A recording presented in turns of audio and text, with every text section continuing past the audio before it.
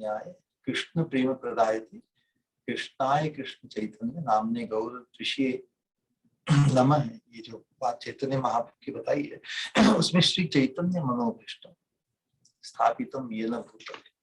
तो श्री चैतन्य महाप्रभु का मनोभीष्ट क्या है? यही इस शुद्ध परम सौभाग्य की प्राप्ति। राधा रानी जिस भाव से भगवान श्री कृष्ण का माधुर्य आस्वादन करती है, उसका जो आनंद है, उसका जो सुख है, वो उसी राधा रानी के भाव को लेकर चैतन्य महाप्रभु ने भी आस्वादन किया। और वो इतना अनंत है कि भगवान उससे अभिभूत हो गए चैतन्य महाप्रभु के रूप में राधा रानी के भाव को लेकर। तब वो सभी को बांटने लगी। उसकी पद्धति क्या है? उसकी पद्धति जीवों के लिए उस अनुगत्य से ही उसकी प्राप्ति है। जो माधुर्य आस्वादन कृष्ण माधुर्य का किया, तो हम स्वयं डायरेक्ट कृष्ण को पाकर भी उनके माधुर्य का किंचित भी कितना माधुर्य आस्वादन कर सकते हैं। लेकिन राधा रानी के चरणों के आश्रय में आने से हम पूर्णतम माधुर्य, उनकी कृपा से पूर्णतम माधुर्य, जिस प्रकार भगवद गीता में भगवान कहते हैं ना, वही सूत्र है कि मैया सक्त है मना पार्थ युगम युजन मदाश्रय असंशयम समग्रम माम यथा ज्ञास्यसि तत्सु। ये अचिंत्य है हमारे लिए। लेकिन भगवान स्वयं कह रहे हैं ना, असंशयम समग्रम माम, तुम मुझे समग्र जान लोगे। अर्थात जब कोई साधक या व्यक्ति भगवान में मन से चित्त से आसक्त हो जाता है, तो भगवान कहते हैं कि मैं इसे क्या दूं, तो अपना सर्वस्व, क्योंकि जो कृष्ण में अनुरक्त हो गया, जो भगवान की माधुरी में, जो युगल माधुरी में अनुरक्त हो गया, उसे भगवान सर्वस्व देना चाहते हैं। तो सर्वस्व का अनुभव कराने के लिए जिस प्रकार चैतन्य महाप्रभु में आए, वो अपने माधुर्य का पराकाष्ठा प्राप्त अनुभव प्रदान करने के लिए इस अनुगत्य से राधा रानी के चरणों के आश्रय की प्रथा परंपरा को प्रकाशित किया हम सबके सौभाग्य। तो इसके लिए ब्रज लीला में श्री रूप मंजरी की कृपा से ही श्री राधा कृष्ण की चरण सेवा प्राप्त होती है। ऐसा ही सभी हमारे आचार्यों ने और ये बात बताई है। तो यदि हमें ब्रज लीला में प्रवेश करना है, मधुर लीला में प्रवेश करना, तो श्री रूप मंजरी के अनुगत्य में जो हमारे सभी आचार्य गुरुवर्ग प्रभुपाद श्रीपाद उसी अनुगत्य को प्राप्त है, उन्हीं के अनुगत्य के अनुगत्य के अनुगत्य की परंपरा में हमें प्रवेश करना होगा, उस भाव में ही। यही बात श्री रूप गोस्वामी ने अपने शास्त्र में बताई कि सेवा साधक रूप में हमारी जो वर्तमान अवस्था है, सिद्ध रूपेण चात्र ही। ऐसा नहीं कि साधन अवस्था में हम कुछ अलग चिंतन करेंगे और सिद्ध अवस्था में अलग नहीं। साधक अवस्था में जो हमारा चिंतन है, जो आवेश है, वही जब आवेश पुष्ट होगा, जब आवेश एक सीमा पर, आवेश तो एक ही वस्तु में तीव्र हो सकता है ना, तो जो हमारा उस भाव राज्य की प्राप्ति के लिए, भाव राज्य के प्रति हमारी जो स्पृहा उत्कंठा तीव्र आवेश होगा, तब योग माया की कृपा से हमें फिर भाव राज्य में प्रवेश प्रदान होगा। उस भाव राज्य में विशेष रूप की प्राप्ति, जिस रूप और जिस स्वभाव, जिस सेवा का हमने चिंतन किया, वर्तमान शरीर में रहते रहते भी अंतस चिंतित देह से हमारा मंजरी रूप है। ये गर्व प्रत्येक साधक का इस मार्ग में होना चाहिए। अपने आप को मंजरी के रूप में, राधा रानी के चरणों की एक छोटी दासी, एक वो भाव ही, क्योंकि जो अपने आप को छोटा मानेंगे तभी, बड़े तो ठाकुर जी है, बड़ी तो सभी वैष्णव है, सभी भक्त हैं। तो ये कुछ रहस्य है इस प्रेम राज्य के। तो जो ब्रज भाव में यदि कोई लिप्स है, आसक्त है, उस साधक को साधक देह से और सिद्ध देह से ब्रज के लोगों के अनुगत्य में ही श्री राधा रानी के चरणों के दास्यम या अनुगत्य की सेवा करनी होगी। तो इसी बात को अनेक प्रकार से समझकर, श्रवण कर, तो जो साधक रूप में, अर्थात हमारी जो वर्तमान अवस्था है साधक देह से, उस सिद्ध देह से, अर्थात अंतस चिंतित, श्री गुरु कृपा से जो हम ये श्रवण जिस प्रकार कर रहे हैं, हमारे इस मार्ग की जो परिपाटी को प्रकाशित की है नरोत्तम दास ठाकुर ने, और उनके अनुगत्य को स्वीकार करते हुए उसी भाव में कुछ महापुरुषों ने जिस प्रकार उनके उद्गारों को समझकर और समझाया है, तो गुरु कृपा से प्राप्त श्री राधा कृष्ण की सेवा उपयोगी हमारी मंजरी देह से हम इस भाव को पुष्ट करेंगे। तो इस बात को अच्छी तरह से समझना बहुत आवश्यक है। तो प्रेम भक्ति रसईक लंपट, बृहद भागवतामृत में सनातन गोस्वामी इस बात को कहते हैं कि वही महाशय है। श्री सनातन गोस्वामी ने महाशय किसे कहा है कि प्रेम भक्ति चंद्रिका में इस शब्द की जो व्याख्या की है, हम पिछली त्रिपदियों में इसकी व्याख्या कर आए हैं ना, तो उसी व्याख्या को ही सर्वाधिक उपयोगिता है, जो राधिका चरणाशय को लक्ष्य करता है, वही महाशय है। नरोत्तम दास ठाकुर और सनातन गोस्वामी की जो विचार है इसमें, तो यदि हमें महाशय बनना है कि नहीं, बनना है मतलब अभी हम महाशय नहीं है, इस भाव को पुष्ट करना है। मुझे शुद्ध भक्त बनना है ना, तो ये तो स्वीकार करना होगा कि मैं अभी शुद्ध भक्त नहीं। अभी यदि मैं शुद्ध भक्त अपने आप को मान लेता हूँ, तो फिर शुद्ध भक्त बनने के लिए मैं कुछ करूंगा ही नहीं। ठप हो गई ना गाड़ी। तो हमारा जो मार्ग है एवर प्रोग्रेसिवनेस का है, और जो एवर प्रोग्रेसिवनेस है वो कभी ये स्वीकार नहीं करता कि मैं तो गंतव्य पर पहुंच गया। इसीलिए भगवान की व्यवस्था है कि हम कितने आतुर, कितने उत्कंठित हैं उस अनुगत्य और उस दिव्य अवस्था, दिव्य सोपान पर पहुंचने के लिए हमारा कितना आग्रह है, हम कितने I am all time ready, मैं सब समय तैयार हूँ, इस प्रकार की धारणा हमें व्यक्त करनी चाहिए, वाणी से भी, मनन से भी, हमारे व्यवहार से भी। ऐसा नहीं कि हम संसार के पारिवारिक सामाजिक कार्यों में इस तरह उत्प्रोत हो जाएं कि हमारा चित्त उसमें भटक जाए। चित्त को तो संजोकर उस अनुगत्य की प्राप्ति के लिए हमें तैयार रहना होगा। तो श्री रूप मंजरी के चरणाश्रय से ही राधा रानी का श्री चरणाश्रय मिलता है। तो राधा रानी का श्री चरणाश्रय प्राप्त होने पर फिर महाशय शब्द की जो व्याख्या है वो पूर्ण होती है। तो इस प्रकार जो परिपाटी का निरूपण है, इसे हमें हृदयंगम करना होगा। इसलिए इस राग भक्ति में जो मनन है, जो स्मरण है, वो मुख्य अंग हो जाता है।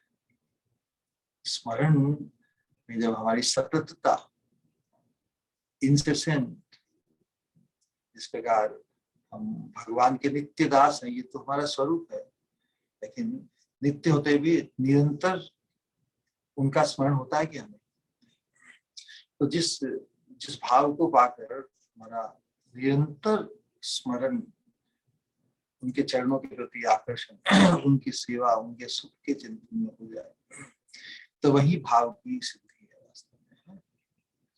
उस अवस्था में भाव जब पुष्ट होता है, तभी हम उस दिव्य चिन्मय राज्य में प्रवेश के अधिकार हमें योग माया प्रदान करते हैं।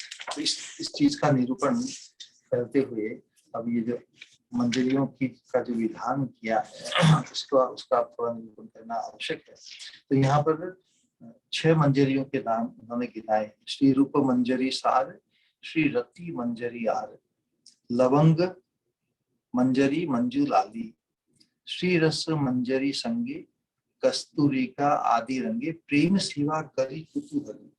कुतूहल होगा ना, कुतूहल बहुत अद्भुत शब्द है। प्रेम सेवा करी कुतूहली। तो इन मंजरियों के अनुगत्य में जब हमारा सौभाग्य जागर होगा कृपा से, तब हमें जीवन में बहुत जबरदस्त कुतूहल होगा, आनंद, रोमांच, सब ये कुतूहल के बहुत से मीनिंग हो सकते हैं। कहने का आशय है कि ये जो मंजरियां हैं, जो नर्म सखियां या नित्य सिद्धा रागात्मिका मंजरी में प्रधान मंजरियों के नाम बता रहे हैं। तो ये जो 6 मंजरियों के और बाद में कस्तूरी का आदि मंजरी, विशेष रूप से हमारे जो षड गोस्वामी है ना, षड गोस्वामी, फिर लोकनाथ गोस्वामी और कृष्णदास कविराज गोस्वामी, इन मुख्य, क्योंकि नरोत्तम दास ठाकुर है, वो वर्णन कर रहे हैं ना अपने अनुगत्य को। तो किनके अनुगत्य? अष्टमंजरी की बात बता रहे हैं। प्रार्थना जो ब्रज में इसी रूप मंजरी की के अनुगत्य की जो बात उन्होंने प्रार्थना के अंतर्गत भी बताई है, उसका निरूपण बहुत अद्भुत है। थोड़ा सा वर्णन उसमें दिया था किस प्रकार कि उनकी गुरु मंजरी, मंजुलाली मंजरी, ये नरोत्तम दास ठाकुर का नाम क्या है? वापस विस्मरण हो गया। मंजुलाली मंजरी और चंपक मंजरी। नरोत्तम दास ठाकुर का जो मंजरी स्वरूप का नाम क्या है? चंपक मंजरी। चंपक मंजरी और मंजुलाली मंजरी उनके गुरुदेव का नाम। तो यहाँ पे जो अष्ट मंजरियों का जो प्रकार बताया है, रूप मंजरी, रति मंजरी, लवंग मंजरी, मंजुलाली, 4 हुए ना। फिर रस मंजरी, कस्तूरी का मंजरी, है ना, कितने 6 हो गए। और फिर का आदि, कस्तूरी का आदि। आदि से फिर 2 को लेकर षड गोस्वामी, नरोत्तम दास ठाकुर के गुरुदेव लोकनाथ गोस्वामी और कृष्णदास कविराज। तो कस्तूरी का मंजरी है कृष्णदास कविराज। तो इस प्रकार का वर्णन तो रूप मंजरी के बारे में उज्जवल नीलमणि और दूसरे ग्रंथों में जो वर्णन प्राप्त होता है, उसके अंतर्गत बताया कि जो प्रथम है, श्रेष्ठ है, सबकी मुखिया मंजरी है रूप मंजरी। उनके एक कुंज का नाम क्या है? ललितानंद। जो कुंज है ललिता सखी का, उसके उत्तर में रूपोल्लास नामक कुंज विराजमान है। अति शोभना श्री रूप मंजरी सर्वदा वहां रहती है। ये प्रिय धर्म सखियों मतलब मंजरियों अर्थात मंजरियों में मुख्य है। अति सुंदरी है, गोराचना की तरह इनकी अंग कांति है, मयूर पुच्छ की तरह वस्त्र है इनकी, वयस 13 वर्ष 6 मास, वामा मध्य स्वभाव। राधा रानी का जो भाव है उसी की ही ट्रू कॉपी है वास्तव में। मनीषी इन्हें रंगन माला भी कहते हैं, इनका निकनेम क्या है? रंगन माला। लवंग मंजरी से 1 दिन छोटी है, पिता का नाम रत्न भानु, माता का नाम यमुना, पति दुर्मेध और सास जटिला है। तो रूप मंजरी कौन हुई? राधा रानी की व्यवहार में राधा रानी की सास का नाम क्या है? जटिला है ना। तो दुर्मेध जो प्रद्युम्न है राधा रानी के कहलाते पति हैं, उनके भाई हुए, इसलिए दोनों की सास एक हुई। ये श्री राधा माधव के पाद सेवन में तत्पर है। कलयुग में गौर अवतार में ये श्री रूप गोस्वामी के रूप में अवतीर्ण हुए ना। इस प्रकार सभी गोस्वामी का वर्णन है, हम सूक्ष्म ही करेंगे। फिर एक त्रिपदी और लेंगे जो मुख्य है इस पूरे प्रेम भक्ति चंद्रिका में। फिर दूसरे रति मंजरी। रति मंजरी रति अंबुज नामक कुंज में विराजमान है। रूप गोस्वामी, रूप मंजरी रूप गोस्वामी है। उसी प्रकार रति मंजरी कौन है? रघुनाथ दास गोस्वामी। रूप रघुनाथ पति रघु मोर आशे, प्रार्थना करे सदा नरोत्तम दास। ये प्रार्थना में आएगी ना बात है। रूप रघुनाथ है, उन्होंने ही हमारे जो माधुर्य भक्ति आदर्श को स्थापित किया अपनी साधना, अपनी शिक्षा के माध्यम से। रति मंजरी उसी प्रकार बहुत अच्छा वर्णन है उनकी। तारावली की तरह वस्त्र है, मृदु दक्षिणा स्वभाव युक्त है, इनकी सेवा है चमर ढला, चमर झलना में रघुनाथ दास गोस्वामी के रूप में महाप्रभु की सेवा में लीला में प्रकट हुए। तीसरे ऐसी लवंग मंजरी, लवंग सुखदय इनका कुंज विद्यमान है, सभी प्रकार की आभूषण सेवा करती है। रूप मंजरी की सेवा क्या है? राधा माधव के पाद सेवन तत्पर। एक प्रसंग अनुसार ये इसमें क्या है, जब हम रूप गोस्वामी रूप मंजरी के अनुगत्य को भी प्राप्त कोई मंजरी करती है, उसमें राधा माधव की सेवा में जो रूप मंजरी रहती है। तो एक प्रश्न है इसका, ये चिंतन के लिए मैं ये प्रश्न पूछ रहा हूँ कि सपोज आप भी अपने मंजरी रूप से, जो भी आपका नाम और परिचय है, उससे रूप मंजरी के अनुगत्य में आप युगल की सेवा कर रहे हैं, और युगल तो अपने नित्य स्वच्छंद विलास से क्लांत है। ये तो लीला के अंतर्गत अनेक प्रकार के भाव व्यक्त होते हैं, और दोनों ही मतलब एक दूसरे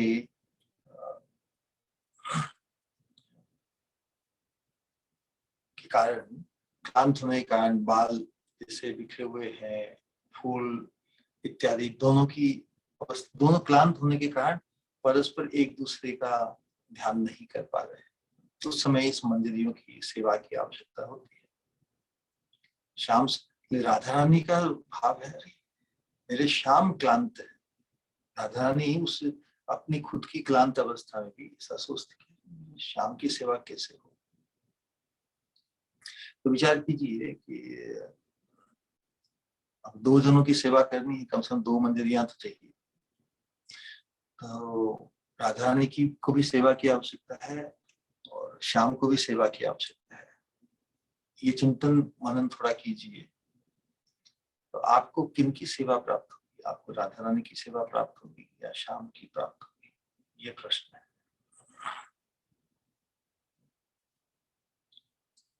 कोई उत्तर देने का प्रयास करेंगे? मनन के लिए है ये बात। दोनों की सेवा रूप मंजरी भी करेगी और आप मंजरी रूपों के अनुगत्य में आप भी करेंगे। एक साथ तो दोनों की सेवा नहीं हो सकती, एक की सेवा एक को मिलेगी और एक सेवा रूप मंजरी करेगी। तो रूप मंजरी किन की सेवा करेगी और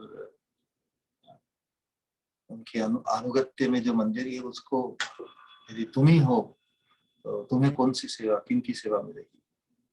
श्याम की सेवा मिलेगी या राधा रानी की सेवा मिलेगी? ये प्रश्न है। प्रश्न स्पष्ट है सबको?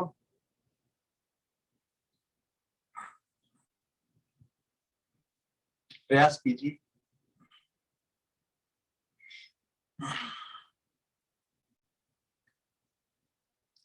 क्योंकि जैसा हमने बताया ना कि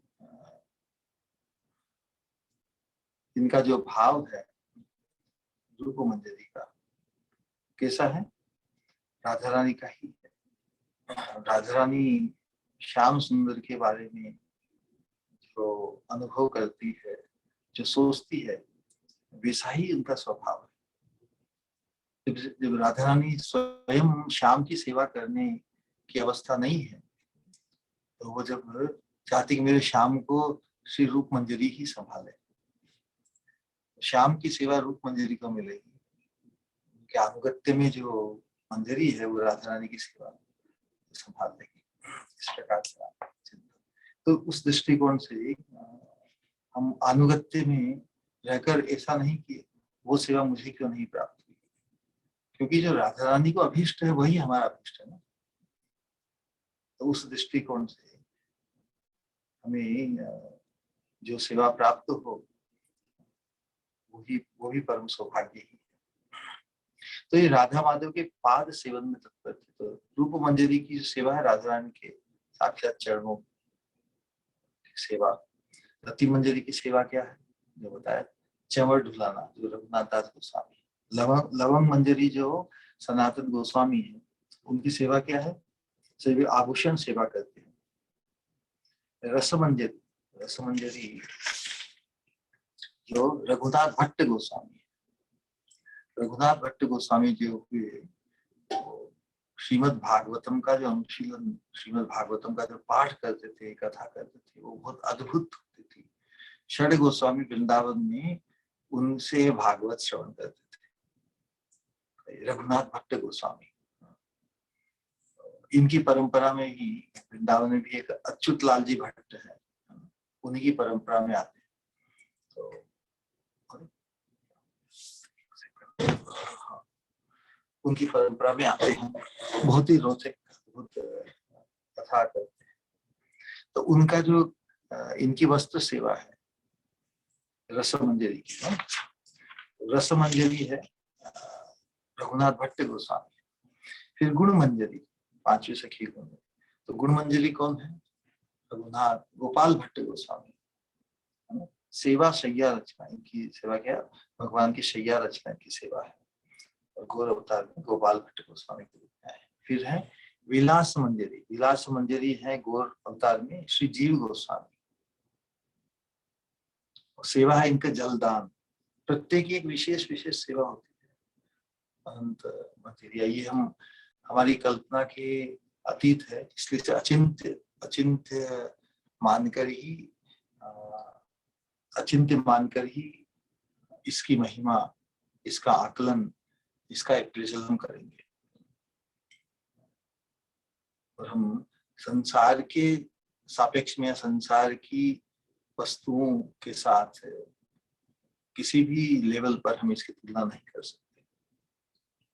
सातवीं है मंजुलाली मंदिर। ये कौन है? लोकनाथ गोस्वामी। लोकनाथ गोस्वामी जो हमारे नरोत्तम दास ठाकुर जी के श्री गुरु है। और फिर आदि एक वो है कस्तूरी मंजरी। कस्तूरी मंजरी है कृष्णदास कविराज गोस्वामी। इनका भी स्वभाव वामा सेवा है चंदन की। तो इस प्रकार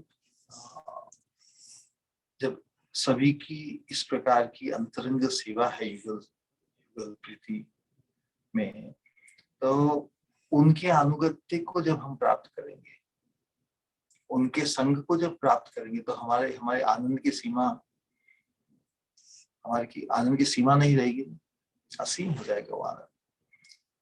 तो कुतूहल कौतुक से भरकर हम, नरोत्तम दास ठाकुर जी कहते हैं कि उन परम धन्य मंजरियों के अनुगत्य को पाकर मैं भी परम धन्य अपने आप को अनुभव करूंगा, आनंद से विभोर होऊंगा।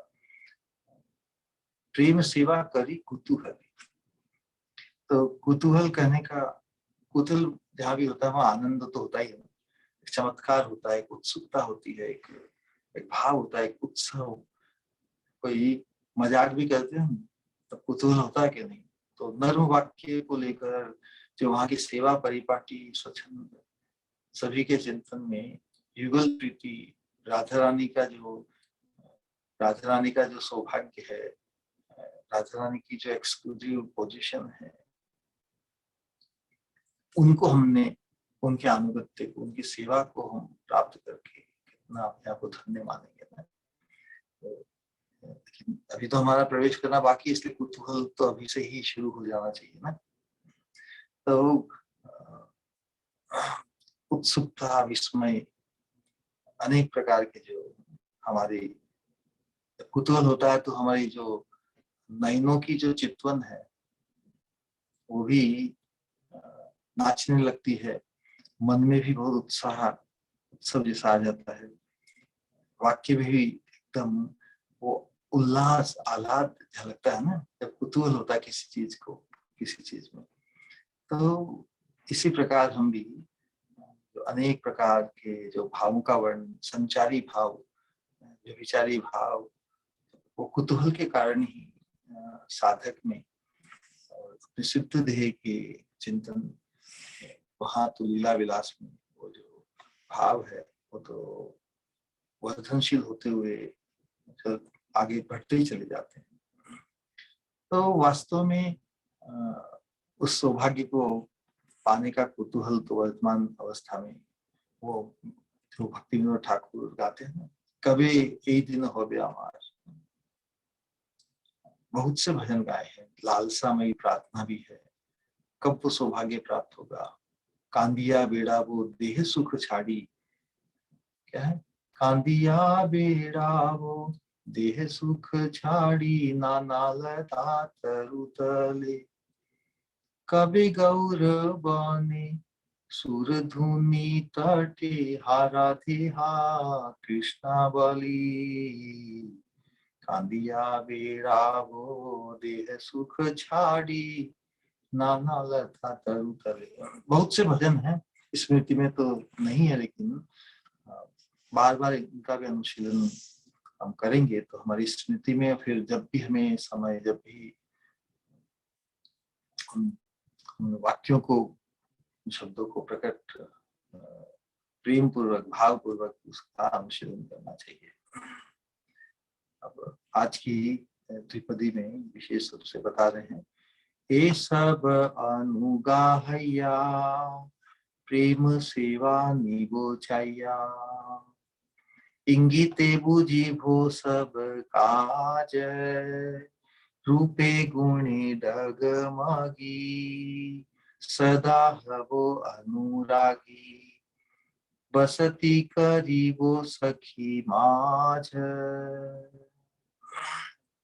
तो यहाँ पर प्रेम सेवा की प्रार्थना नरोत्तम दास ठाकुर जी सभी साधकों को किस प्रकार साधक अवस्था में हमारा जो चिन्मय रूप, जिसकी हमें धारणा अपने चिन्मय सिद्ध अंतश्चिंतित देह से ही हमारा उसमें प्रवेश है, उस भाव राज्य में। भले ही हम इस त्रिगुणात्मक जगत में पंचभौतिक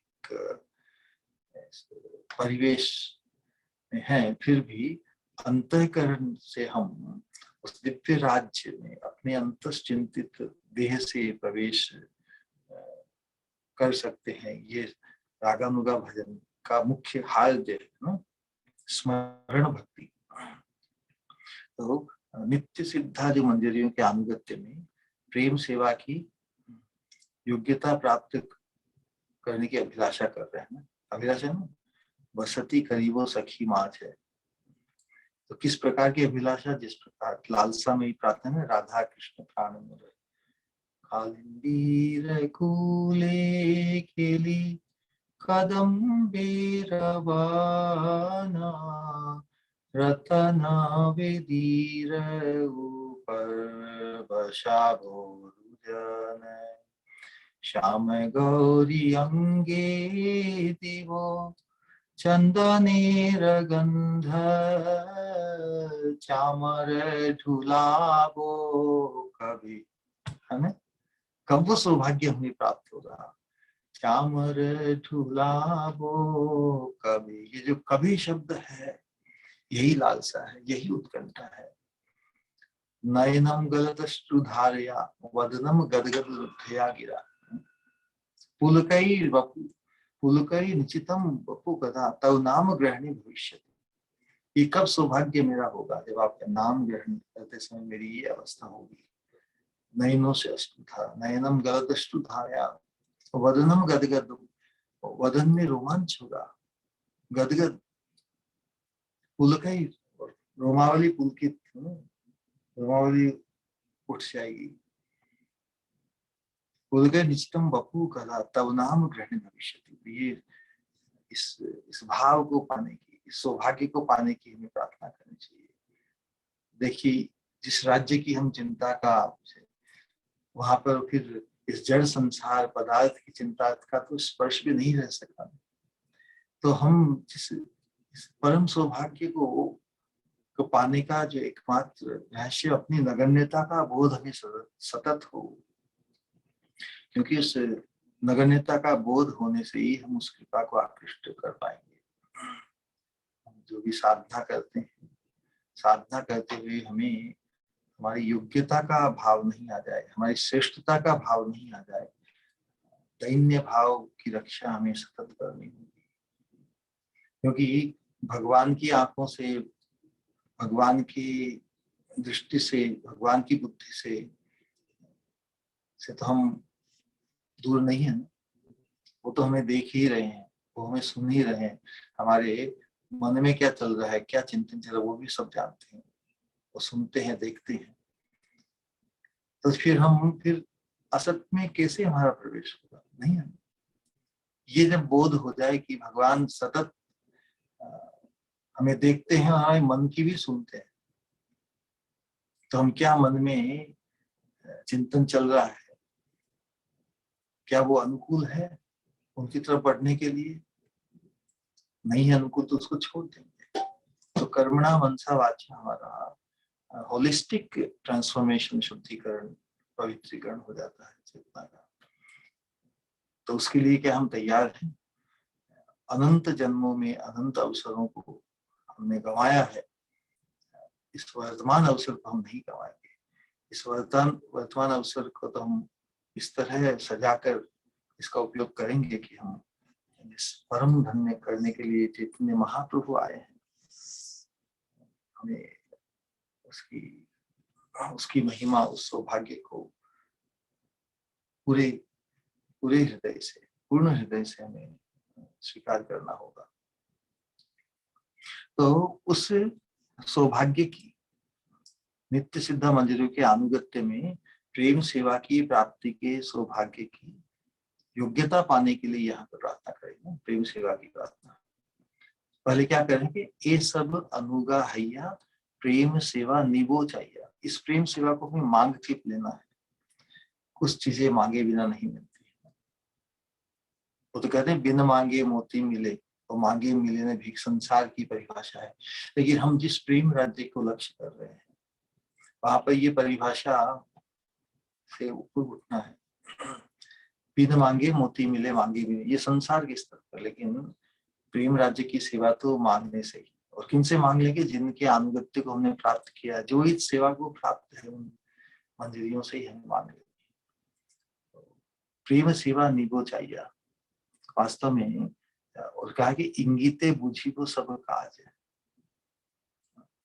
बुझिबो मतलब समझ जाओ, उनके इंगित, उनकी इंडिकेशन से, इशारों में ही वो जो मुझसे कहेंगे उसको मैं समझ जाऊंगा, ऐसा नरोत्तम ठाकुर जी कहते हैं। तो रागात्मिका जो नित्य सिद्ध पार्षद है, जो मंजरिया ने, उनके अनुगत्य के बिना ब्रज भजन सिद्ध नहीं होगा। इस चीज को समझना होगा। तो अनुगत्य हम फिर किसका प्राप्त करें? अनुगत्य के, उस अनुगत्य को पाने के लिए तो अंतश्चिंतित देह का स्मरण और बहुत आवश्यक है।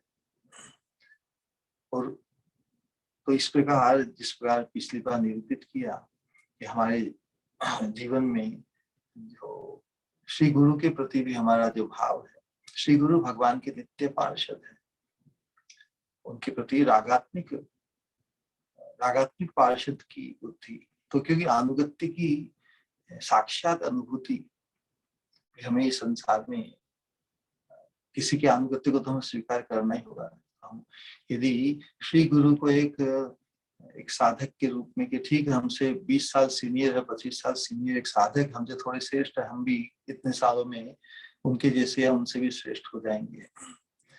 श्री गुरु में भी यदि के प्रति भी एक साधक का दृष्टिकोण होगा, तो उससे हम वंचित हो जाएंगे। उस अनुगत्य को हमें अनुभव करना है भगवान के पार्षद के रूप में ही श्री गुरु में, नहीं तो न मर्त्य बुद्धि असूयते सर्वदेवमय गुरु। नहीं तो मर्त्य बुद्धि आ जाएगी। साधक भी तो मर्त्य व्यक्ति ही साधक है, हम सब साधक हैं, हम सब मर्त्य है ना।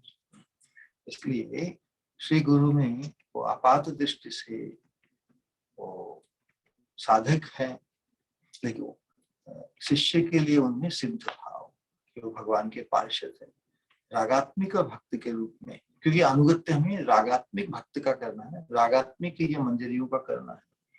तो हमें श्री गुरु में भी उसी बुद्धि को पुष्ट करना है, जिससे उनमें मर्त्य बुद्धि नहीं आ जाए। ये बहुत इस प्रेम राज्य की यात्रा में हमें करना है। हम जिनके अनुगत्य को प्राप्त करते हैं उन्हें हम साधारण नहीं समझे, उन्हें हम हमारे जैसा साधक या हमसे थोड़ा श्रेष्ठ साधक के रूप में नहीं समझे। इसीलिए जो श्री गुरु में भगवत भाव, भगवत दर्शन, ये भाव की पूर्णता है। श्री गुरु में युगल दर्शन, राधा रानी के रूप में उन्हें मानना, अनुभव करना, ये भाव की पूर्णता है। अल्टीमेटली श्री गुरु को राधा रानी के चरणों के आश्रित प्रिय किंकरी के रूप में, उस भाव में उनको देखना, ये भाव की पूर्णतमता है। इस चीज का निरूपण भी पिछली बार किया था, लेकिन उन्हें इसको रिपीट इसलिए करते हैं कि ये चीज हमारे घर, ये हमारे चित्त में चित्त डीप चली जाए कि हम जिस सब्जेक्ट मैटर का वर्णन कर रहे हैं वो बहुत बहुत गुह्य है, बहुत अद्भुत है, और जिससे हम परिचित नहीं है। तो एक बार श्रवण से तो पूरा परिचय अच्छी तरह से समझ में नहीं आएगा। इसीलिए हम जो अनुगत्य को प्राप्त करते हैं, रागात्मिका नित्य सिद्ध, पार्षदों के अनुगत्य के बिना ये ब्रज भजन सिद्ध नहीं होगा। तो रागमयी भक्ति है रागात्मिका नाम।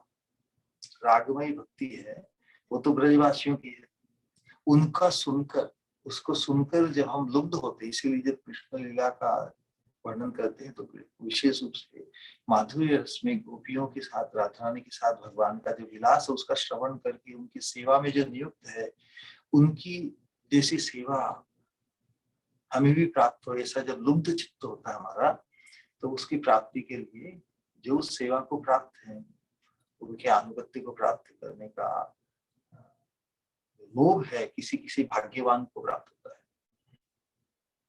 लोभ के कारण फिर हम जिनके सौभाग्य को ऐसा मानते हैं उनके अनुगत्य को प्राप्त करेंगे। संसार में भी देखा जाता है, हम किसी को किसी दृष्टिकोण से बहुत सौभाग्यशाली मानते हैं तो उसके अनुगत्य को स्वीकार करने में हमें परेशानी नहीं होगी। कोई बहुत सुंदर व्यक्ति हो तो कोई मैं भी किस प्रकार सुंदर बनूं, या बहुत शक्तिशाली हो, बहुत यशस्वी हो, बहुत धनी हो, तो नेचुरली हम किसी न किसी को आदर्श मानते हैं, और जिनको हम आदर्श मानते हैं उनके अनुगत्य को स्वीकार करने में हमें कोई दुविधा नहीं, क्योंकि हम उनको इतना श्रेष्ठ मानते हैं। तो इसी प्रकार हम श्री गुरु को भी इतना श्रेष्ठ माने कि कभी उनसे तुलना करने की कभी संभावना, कल्पना भी हमारे मन में नहीं आए। यही रहस्य है। अनुगत्य के बिना, अनुगत्य के बिना वो किसी के लिए संभव नहीं। श्रीमती लक्ष्मी देवी है, वो भी भगवान के प्रति आकृष्ट होकर, भगवान के से गोप रूप के प्रति आकृष्ट होकर रास में उन्होंने उनका संग प्राप्त करना चाहा। तो भगवान तो स्वरूप से रूप से गोप है ना, तो उनका संग तो भी गोपियों को ही होगा, उनका संग तो गोपियों को ही प्राप्त होगा। और गोपी बने बिना, गोपी भाव पाए बिना, गोपी भाव में से विभावित हुए बिना, गोप कृष्ण, ब्रज के गोपाल, ब्रज के गोविंद, ब्रज के श्याम का संग असंभव है। तो अनेक प्रयास तपस्या करने के बावजूद भी लक्ष्मी जी आज भी काम्य वन में बस विराजमान हैं, लेकिन रास में प्रवेश उनका नहीं हो पाया, क्योंकि वो गोपी के अनुगत्य को प्राप्त नहीं। इस अनुगत्य तो हमें स्वीकार करना होगा। संसार में कोई किसी के अनुगति तो नहीं होना चाहता, सब सभी को अपने अनुगत करना चाहता है। तो ये जो दोष है, ये जो विकार है, यही बाधक है। हमारी प्रवृत्ति है, पुरुष भाव के कारण हम सभी को अपने अनुगत करना चाहते हैं। I want to lord over everything which I serve. Srila Prabhupada जैसा करते थे। ये डिजीज, ये भौतिक जगत का डिजीज है। अनुगत्य की हमारी स्प्रिया नहीं है। अनुगत्य जो दिखावे में या औपचारिकता के रूप में या अपनी परिस्थिति के अनुसार किसी के अनुगत्य को स्वीकार करते हैं, उसमें हम कुछ अपेक्षा रखते हैं कुछ पाने की। जिस अनुगत्य की यहाँ पर चर्चा हो रही है वो तो पूर्ण समर्पण, आत्मसमर्पण की का अनुगत्य है। तो उस दृष्टिकोण से इस बात को हमें समझना होगा कि ये सब अनुगा है या प्रेम सेवा निभो चाहिए, इंगिते बुझिबो सब काज। ब्रज गोपियों के अनुगत्य में दंडकारण्य ऋषियों ने भी तो गोपी देह की प्राप्ति की, लेकिन हम जिस अनुगत्य की बात कर रहे हैं वो मंजरियों के अनुगत्य, उसके अंतर्गत इंगिते बुझिबो सब कार्य, ये जो वाक्य बहुत वहां पर विशेष रूप से पारकीय रस की बात हुई। पारकीय रस योग माया ने संपादित किया। राधा और कृष्ण तो एक ही है, एक ही आत्मा है। जो मंजरियां और सखियां वो भी उनके काय भी का विस्तार है, तो उसमें कोई दो अलग नहीं है, पराये नहीं। वो पारकीय केवल भाव है, इस चीज को बहुत अच्छी तरह से समझना होगा। पारकीय भाव का इम्पोजिशन किया है योग माया ने राधा कृष्ण की गोपियों के बीच में। इसीलिए देखिए ना, कृष्ण ही एकमात्र उनके पति है, सर्वस्व है, प्रियतम है, कांत है। फिर भी योग माया ने जैसे उनके एक छायापति या जो व्यवहार के समाज के पति के रूप में उनको रखा है। इस प्रकार ये उदाहरण में बार बार देता हूं, लेकिन इस बात को और वापस स्थापित करने के लिए कि राधा कृष्ण और गोपियों का जो संबंध है वो संबंध पारकीय नहीं है। भाव पारकीय भाव को स्थापित किया, इम्पोज किया गया है नाटक को बड़ा रोचक बनाने के लिए। कि भगवान का जो लीला विलास वो नाटक और खेल है। लीला मतलब खेल, स्वच्छंद, without worrying about the consequences और एनीथिंग लाइक दैट। तो उस रोमांच को बढ़ाने के लिए ये प्रतिलीला का खिलवाड़ है। जब नाटक में जो भाग ले रहे हैं वो सब अपने अंतरंग ही है, वो पराये नहीं है। इस चीज को हमें कभी नहीं भूलना होगा। राधा कृष्ण का जो खिलवाड़ है, विलास है, लुका छिपी है, भागा दौड़ी है, कटाक्ष है, उठाव है, मानना मनाना, ये सब अंतरंग लीला के अंतर्गत आते हैं। तो ऐसा नहीं कि जैसा प्रतीत होता है कि सबसे बचकर, सबसे छुपकर राधा रानी शाम से मिलने आती है और व्यवस्था होती है। ये एक खेल है, एक नाटक है जो नित्य है। नाटक तो प्राय 2 घंटे में 3 घंटे में पूरा हो जाता है, मूवी 3 घंटे में पूरी हो जाती है ना। इसलिए यहाँ पर जो हम संसार में नाटक और जो देखते हैं वो आगंतुक है, उनका प्रारंभ और अंत है। वास्तव में भगवान की लीला नित्य है, शाश्वत है। लेकिन जब जब ये प्रकाशित यहाँ पर धराधाम पे होती है, तो धराधाम में तो इस त्रिगुणात्मक जगत में जो जिस चीज का भी प्रारंभ होता है, जब जिस सूर्योदय होता है ना, तो क्या सूर्य का प्रारंभ हुआ, फिर सूर्यास्त में क्या सूर्य समाप्त हो गया। लेकिन हमारे अनुभव में ऐसा ही है, सब कुछ आगंतुक प्रतीत होता है। लेकिन भगवान की लीला तो नित्य है, शाश्वत है। आज भी ब्रज में भगवान की लीला जो अप्रकट लीला है, वर्तमान अवस्था में हमें उसके दर्शन नहीं होते, लेकिन वो वर्तमान है। कोई कोई सौभाग्यशाली उस भाव की पुष्टि होने पर उसे आज भी ब्रज में साक्षात नित्य लीला के दर्शन होते हैं। कहने का आशय यही है कि हमें ये जो भगवान ने खिलवाड़ किया है तो उसके प्रति हमें आकृष्ट करने के लिए लीला को प्रकाशित किया है। लेकिन वो अंतरंग है। तो जिस प्रकार पति पत्नी यदि लुक छिप कर मिले, उन्हें मिलना पड़े, कैसा लगेगा? क्योंकि उनका रोल ऐसा, नाटक में ऐसा होता है, नाटक में अलग अलग पात्र बनना पड़ता है। जिस प्रकार किसी मिशन पे पति पत्नी जाए और पति को किन्हीं लोगों से मिलना होता है और पत्नी को किन्हीं लोगों से मिलना होता है, वो परस्पर कुछ इंफॉर्मेशन या जानने के लिए बहुत से ऐसे मिशन होते हैं जिसमें, क्योंकि पति पत्नी है उन तो साथ में ही रहेंगे ना, उनका मिलना भी आवश्यक है। लेकिन मिशन में ऐसा है कि उनके कार्य ऐसे विचित्र हैं कि जिससे वो खुलेआम नहीं मिल सकते। उनको बहुत प्लानिंग करके छुप छुप के जिस मिशन को एकम्प्लिश करना है उसके लिए आवश्यक है। पति पत्नी इसलिए मिलेंगे तो अवश्य, उन्हें कौन रोक सकता है। लेकिन जब मिलेंगे तो वो बहुत कस्टमाइज्ड मिलन होगा, कैजुअल नहीं होगा, वेरी स्पेशल स्पेसिफिक होगा। तो फिर उनका रोमांच बढ़ जाएगा। लेकिन जो उनको जानते हैं पति पत्नी के रूप में, वो तो उनकी ये ऐसी लीला और इस प्रकार के कार्य को देख के बड़े रोमांचित होंगे। देखो उनको कोई जान नहीं जाए, पहचान नहीं जाए तो फिर किरकिर हो जाएगा। तो उसी प्रकार का खिलवाड़ योग माया ने, इसलिए गोपियों का और भगवान के साथ जो मिलन है, विलास है, उसमें कोई दोष नहीं। वो तो अपने ही, यहाँ तक कि श्रीमद् भागवत में वर्णन आया है कि जिस प्रकार भगवान जैसे एक बच्चा बिल्कुल निष्फिक्र अपने दर्पण में अपने ही प्रतिबिंब से खेलता है, उसमें कुछ दोष है क्या? उसी प्रकार स्वरूप शक्ति, अंतरंगा शक्ति, लादिनी शक्ति का ही विस्तार है। आनंद चिन्मय रस प्रतिभाविता निज रूपतया कला भी। आनंद वर्धन के लिए ही, भगवान के आनंद वर्धन के लिए ही योग माया ने इस प्रकार धरातल प्रकाशित किया इस धराधाम में, पारकीय भाव को स्थापित किया है। संसार में तो क्या पारकीय या जो एक्स्ट्रा मैरिटल अफेयर्स और जो दूसरे चीजें होती हैं, उनमें तो उनका जो संबंध होता है वही पारकीय हो जाता है। Means dealing with someone else's property, else's. लेकिन भगवान का, गोपियों का, राधा रानी का जो संबंध वो पारकीय नहीं है, वो तो स्वकीय ही है, वो तो खुद के ही अपने ही है। लेकिन पारकीय भाव जैसे नाटक में उस भाव के साथ व्यक्त करना पड़ता है।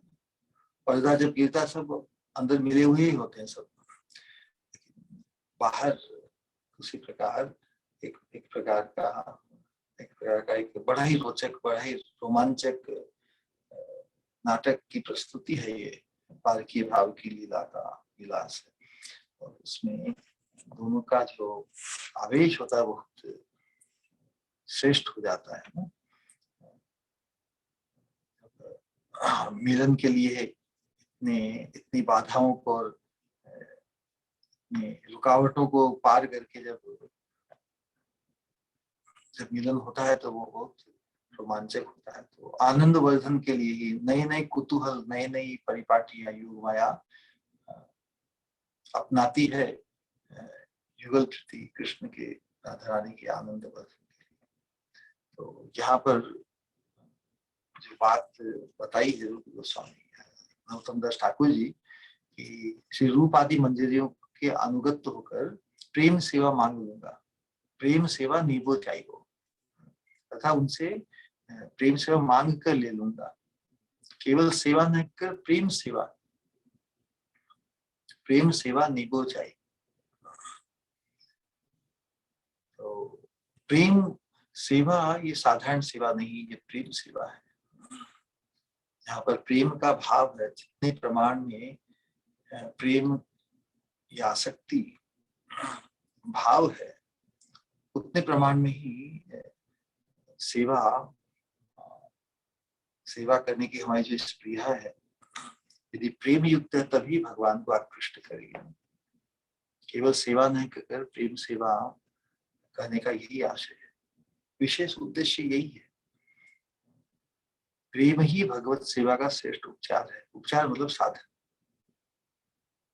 प्रेम के बिना भगवान की सेवा की प्राप्ति संभव नहीं। हम केवल धारणा करें कि हमें भी सेवा चाहिए, कि भगवान सेवा क्यों नहीं देते। हम कहते हैं ना, हरे कृष्ण कृष्ण कृष्ण हरे हरे, हरे राम राम राम हरे। श्रील प्रभुपाद जी ने हमारे आचरण यही कि हम भगवान से प्रेम सेवा मांग रहे हैं। मांग तो रहे प्रेम सेवा, लेकिन प्रेम विहीन है, तो ये तो मिसमैच है ना। इसीलिए वैधि भक्ति जब तक राग की अवस्था तक प्राप्त नहीं करते तब तक मिसमैच है। ये इमिटेशन भक्ति है वास्तव में, टाइम पासिंग है। और टाइम पासिंग करके आवेश हमारा भजन का ही हो जाता। लेकिन जब प्रेम भाव होगा तब तो हम ओतप्रोत भजन में हम डूब जाते हैं। तो प्रेम ही भगवत सेवा प्राप्ति का श्रेष्ठ साधन है। सेवक के हृदय में, हमारे हृदय में यदि प्रेम न हो तो क्या हम उसके, हमारे दिए गए जो नैवेद्य है, फल फूल इत्यादि, क्या भगवान के सुख के हेतु हो सकते हैं? नहीं हो सकते। फिर औपचारिकता भक्ति, भोग भी लगाते हैं, सब कुछ करते हैं, चलो लगा दो एक, क्योंकि उनको भोग नहीं लगाएंगे तो एक हमारी प्रारंभिक अवस्था में जो अच्छा साधन अपनाते हैं, कम से कम किसी भी खाद्य पदार्थ को भगवान को भोग लगाए बिना नहीं, ये बहुत बहुत बड़ा ट्रांसफॉर्मेशन है।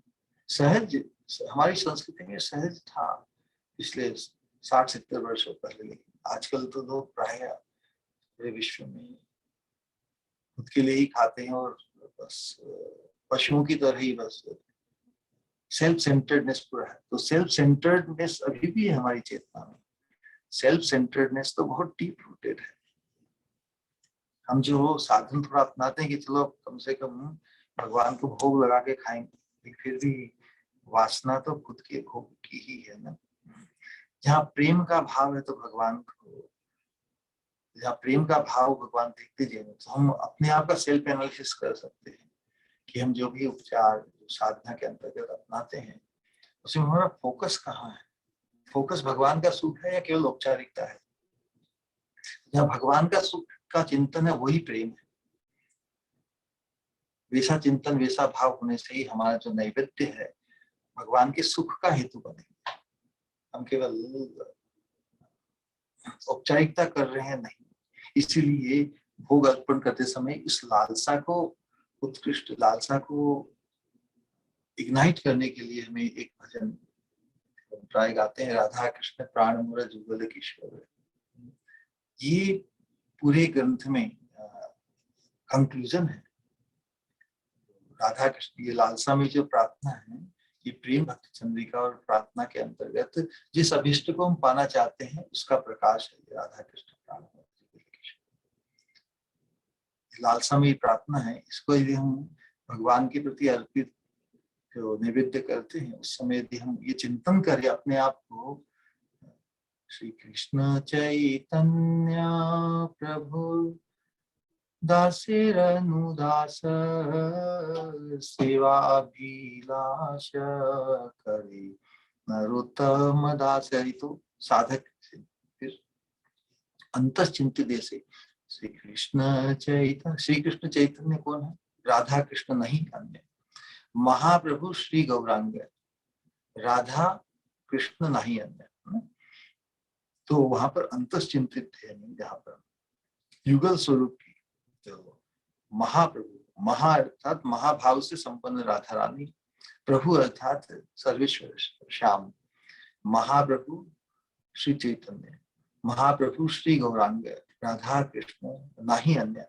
तो उनके उस भाव राज्य से हम उसमें प्रवेश करते हैं तो प्रेम का भाव ही वो स्वीकार करते हैं।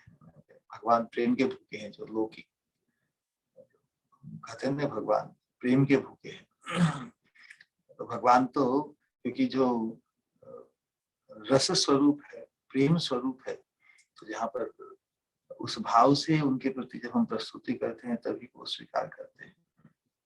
उसके बिना तो कितने भी हम उपचार करें, कितने भी षोडशोपचार करके भी हम भगवान को आकृष्ट नहीं कर सकते। नानोपचार कृत पूजनम आर्त बंधु, हमारा जो आर्त भाव है प्रेम का, उनको सेवा द्वारा संतुष्ट करने का, उनकी सेवा प्राप्त करने के लिए जो आर्त भाव है भक्त के हृदय में, भगवान को सुखी करने के लिए, भगवान के सुख में अपने आप को नियोजित करने के लिए, अपने आप को न्यौछावर करने के लिए जो आर्त भाव है, कब वो सौभाग्य प्राप्त होगा?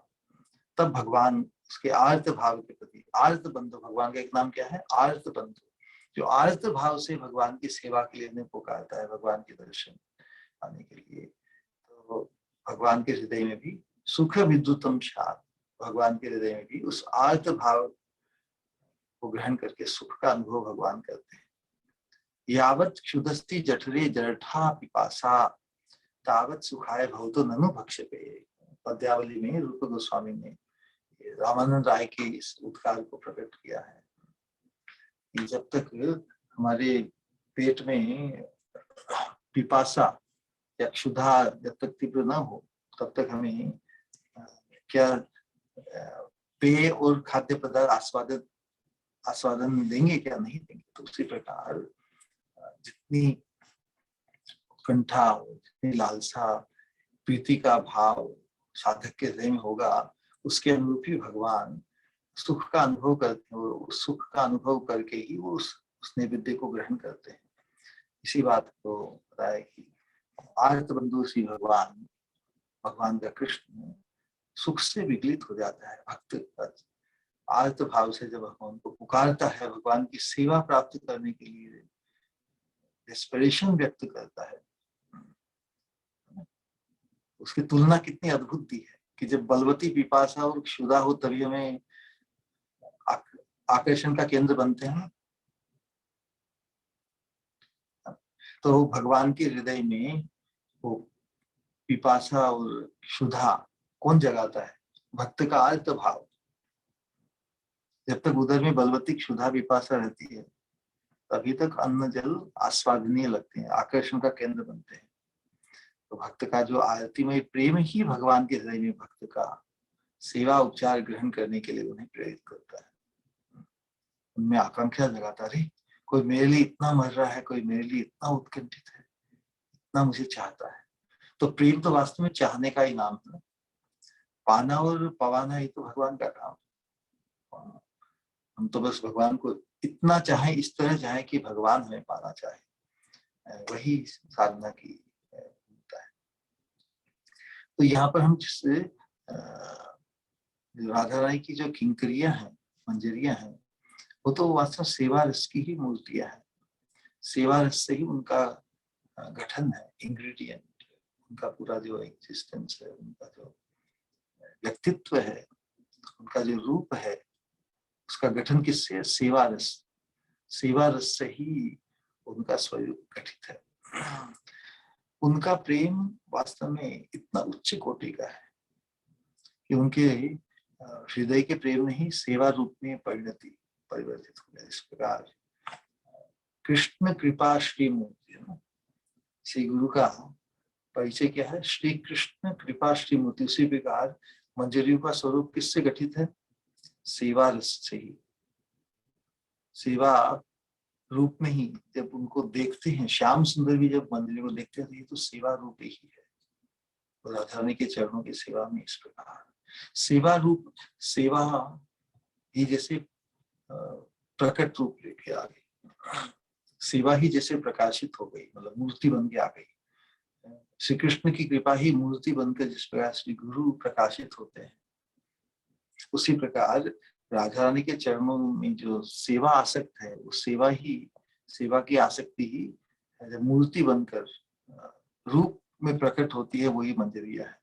इस प्रकार उनका और उनकी जो तुलना है वो भी बहुत, जिस प्रकार गर्मी, जो लोहा होता है या धातु होती है, उसको जब अग्नि में प्रवेश कराने से वो अग्निवत ही हो जाती है ना, उसी प्रकार सेवा, उनके प्रेम और सेवा इतने एकता को प्राप्त है।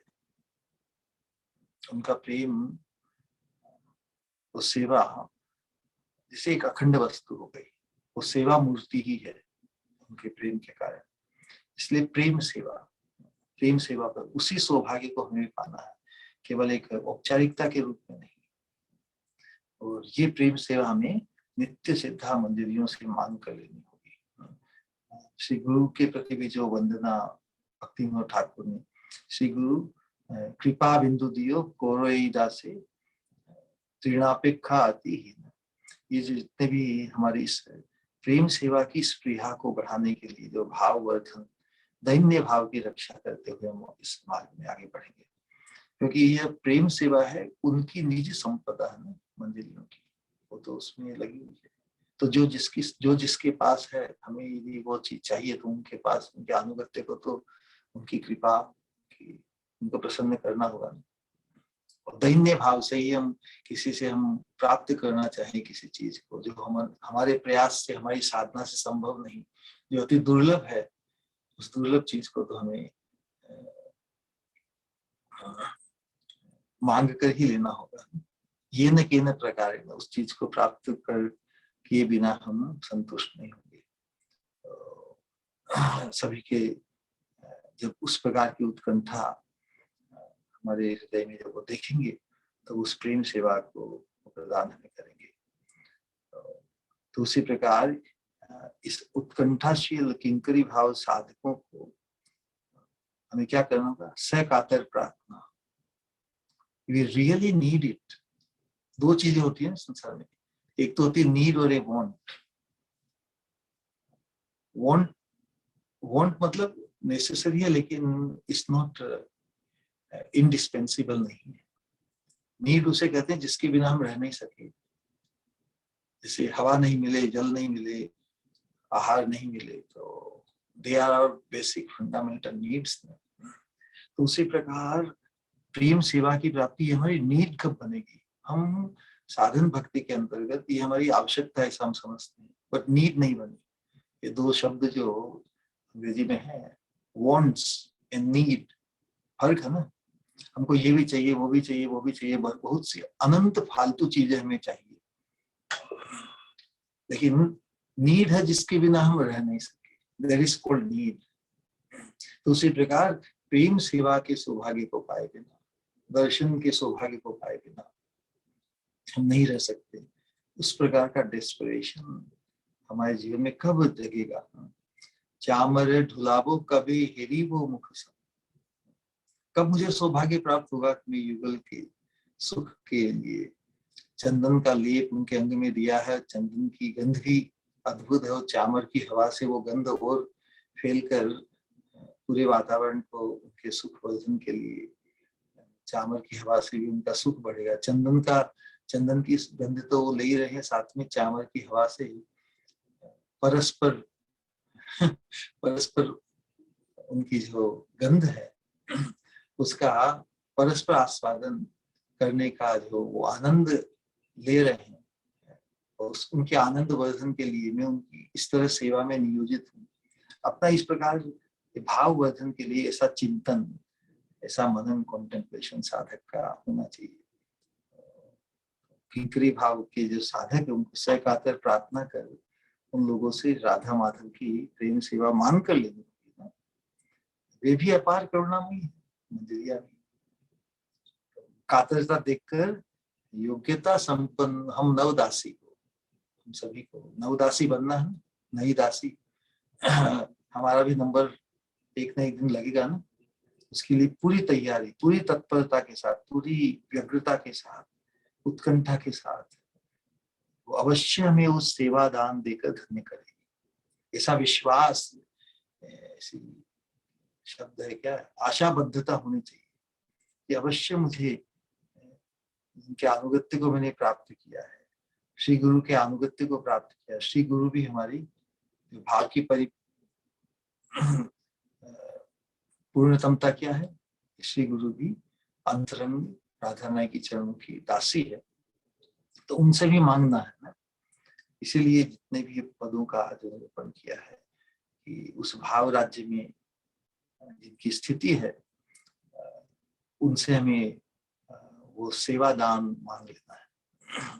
प्रेम सेवा निभो चाहिए, ये इस प्रकार गौतम दास ठाकुर प्रकाशित कर रहे हैं। उसके बाद में क्या कि इंगिते बुझी को सब कार्य। इस प्रेम राज्य में जो हम पारकिया जो वातावरण है उसमें तो सब इंडिकेशन से ही काम चलता है ना। सभी जो हाथों से इशारे, नयनों से इशारे, वाणी से में कोड्स होते हैं ना, बहुत से कोड्स होते हैं। इशारों इशारों में जिनको कोड्स की जानकारी वही समझ जाते हैं, जिनको कोड्स की मालूम नहीं वो डिकोड नहीं कर सकते। कहने में आपात दृष्टि से कही एक बात, एक शब्द बोले जाते हैं, उसका अर्थ अलग ही होता है ना। इसलिए क्योंकि लुका छिपी है, तो लुका छिपी का गेम में एक दूसरे के इशारों में ही सब बातें समझ जाते हैं। हाथ पैर से, दृष्टि से, सभी प्रकार के संकेतों को समझने में समर्थ है राधा रानी की किंकरिया। तो उनके अनुगत्य में आने के लिए हमें भी उन इशारों को, उन इंडिकेशन को समझना ही होगा, है ना। तो इसी प्रकार वो जिस चीज में निपुण है तो हमें भी, और विशेष रूप से जो निकुंज लीला के अंतर्गत, तो इस प्रकार कृष्ण भावनामृत महाकाव्य में श्री विश्वनाथ चक्रवर्ती ठाकुर ने किस प्रकार निकुंज लीला में जब अंतराल आता है, जब राधा रानी को पुनः अपने घर ससुराल में जाना पड़ता है, श्याम सुंदर को भी अपने घर लौट के आना पड़ता है, उस समय जो कक्कटी बंदरी और कोयल और जो पक्षी बाकी सब अपना अपना कार्य करते हैं, तो उसके अंतर्गत समय में कुछ भूल नहीं हो जाए, ध्यान उनका अपने आप में तो 24 घंटा उत्प्रोत रहता ही है, लेकिन अब समय आया है, भोर हुई है तो उन्हें अपने अपने घर जाना है, समय पे नहीं जाएंगे तो आक्षेप रहेगा कि कहाँ पे रात भर रहे। संसार में भी कोई लड़की या कोई व्यक्ति बाहर रात सुबह यदि घर में नहीं दिखे तो आक्षेप। तो उसी प्रकार सब इशारों में ही समय के अनुसार सब बातें सब जो करना होता कर देते हैं। सभी उनके राधा श्याम के आनंद का आस्वादन करते हैं। वहां पर तो पिन ड्रॉप साइलेंस नहीं, कभी कभी पिन ड्रॉप साइलेंस चू भी हो जाए तो फिर सबको किरकिरा हो जाता है। तो सभी प्रकार के इंगित समझकर सेवा कार्य करने की योग्यता सखी मंजरियों में तो है, उनमें यदि नहीं हो तो वहां पर तो संभव, वो इट्स वेरी कॉन्फिडेंशियल। सो यही कहने का तात्पर्य है कि उनकी सेवा बहुत कॉन्फिडेंशियल है और राधा श्याम सुंदर उनके संचालन में बिल्कुल निश्चिंत होकर अपनी दिव्य विलास में रत रहते हैं। एक उसमें जब राधा ने श्याम सुंदर के आलिंगन में आनंद पा रही, उस समय जब कोयल जो बहुत ही मधुर, एक मधुर रस, कोयल की तो वाणी बहुत मधुर होती है, तो देखिए श्याम सुंदर के साथ आलिंगन में राधा रानी विराजमान और उस आलिंगन को छोड़ना नहीं चाहती। इस समय आ गया है, भोर का समय हो गया है और को जगाना बड़ा आवश्यक है। तो जब ब्रह्म मुहूर्त के समय जब कोयल बड़ी मधुर वाणी में कू करती है तो सुनने में तो बहुत अच्छा लगता है, लेकिन उस समय राधा रानी उस मीठी वाणी को भी सुनकर कोयल को श्राप देती है, गो टू हेल्थ। अभी में श्याम सुंदर के आलिंगन में तो परम सुख का अनुभव हो रहा है, उस आलिंगन को छोड़ना नहीं चाहती। तो सबसे पहले जो उनको इंडिकेशन दिया जाता है कि अब time to get up, time to leave, वो राधा रानी को अच्छा नहीं लगता तो उसको श्राप देती है। लेकिन जब कुछ समय बाद में और अंत में जो खिट्टी राधा रानी की जो बंदरी है, जब वो तेज चिल्लाती है तो जो सुनने में आपात दृष्टि से तो कर्कश लगती है, लेकिन राधा रानी उस पर कोई आक्षेप नहीं करती, क्योंकि जब खिट्टी मतलब now time is ready to get out, क्योंकि वो बंदरी देखती है कि जटिला या कुटिला या कोई ऐसा इंडिकेशन की गड़बड़ हो जाएगा मामला, तो राधा रानी तुरंत जाग कर सावधान हो जाती है।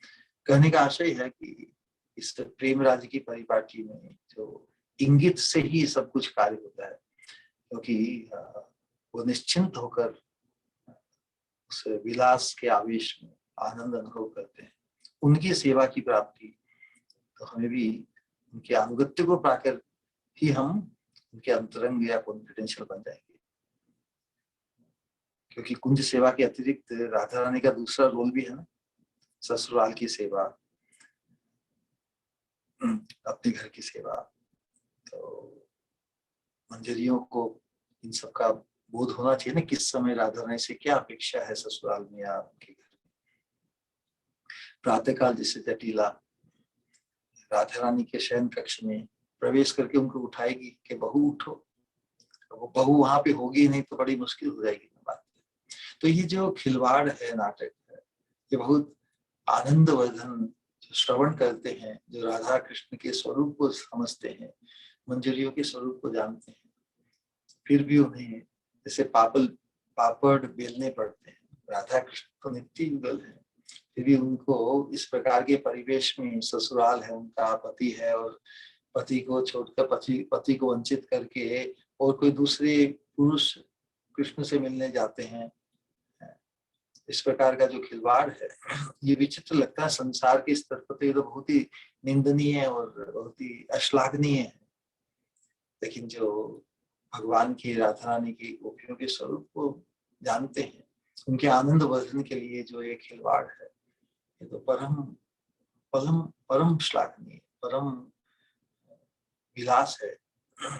और उस राज्य में हमें प्रवेश प्राप्त हो सेवा के माध्यम से, इस सौभाग्य को प्रकाशित, सौभाग्य की संभावना को प्रकाशित किया चैतन्य महाप्रभु ने।